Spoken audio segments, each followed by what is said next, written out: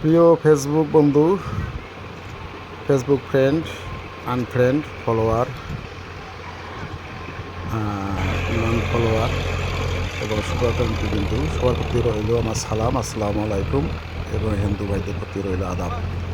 তো আমরা লালমোহর জেলা পাটগ্রাম উপজেলাধীন জংলা ইউনিয়নের ঐতিহ্যবাহী একটি গ্রাম ধবলপুরি, এবং এই গ্রামের ঐতিহ্যবাহী একটি দোলা আছে, চকচকার দোলা। এই দোলায় ধান, পাট, ভুট্টা, তামাক ইত্যাদি কৃষিপণ্য উৎপাদন হয়, ফসল আবাদ করি আমরা। তো আর যে জমিটা চাষ হচ্ছে এই জমির পাশেই ভারত সংলগ্ন একটা জমি। এই জমিতে প্রচুর পরিমাণে জমি চাষের কারণে লাঙ্গলের আঘাতে কিছু মাছ আহত হচ্ছে। এই মাছগুলো আমরা স্থানীয় বাসিন্দা ধরে নিচ্ছি, এবং সম্পূর্ণ দেশি মাছ আপনারা দেখতে পাচ্ছেন।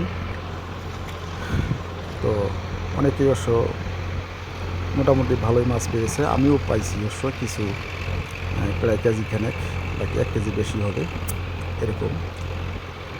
তো স্থানীয়রা সবাই মাছ ধরতেছে, আপনাদের দেখানোর চেষ্টা করতেছি। এবং এই জমির পাশেই ভারত সংলগ্ন এই জমিটা।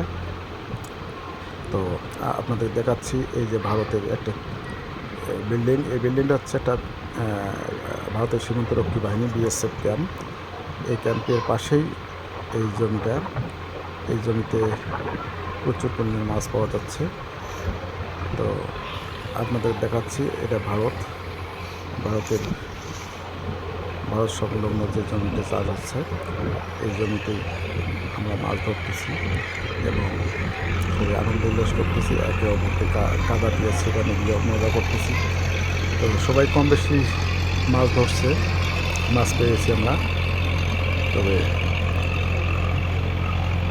নিজ হাতে মাছ ধরাটা এসে মজা আলাদা, কাছে না থাকলে আপনারা বুঝতে পারবেন না। তো পাশেই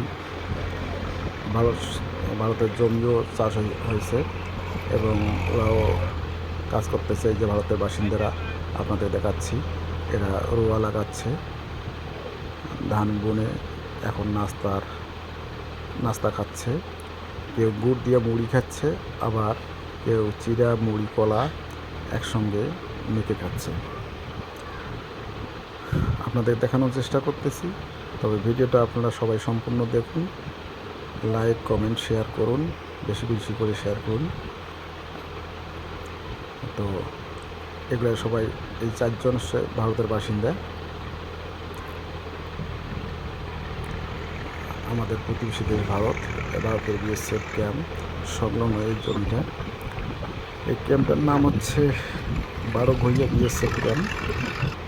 তো এই পিলারটা দেখতেছি, এই পিলারের পাশেই জমিটাই চাষ হচ্ছে। তো এই পিলার নাম্বার হচ্ছে 876 মনে হচ্ছে, আমি ওইভাবে ক্লিয়ার দেখিনি। তো মাছ মারা ধুম লেগেছে, খুব সুন্দর উৎসব উদ্দীপনা দিয়ে আমরা মাছ ধরতেছি।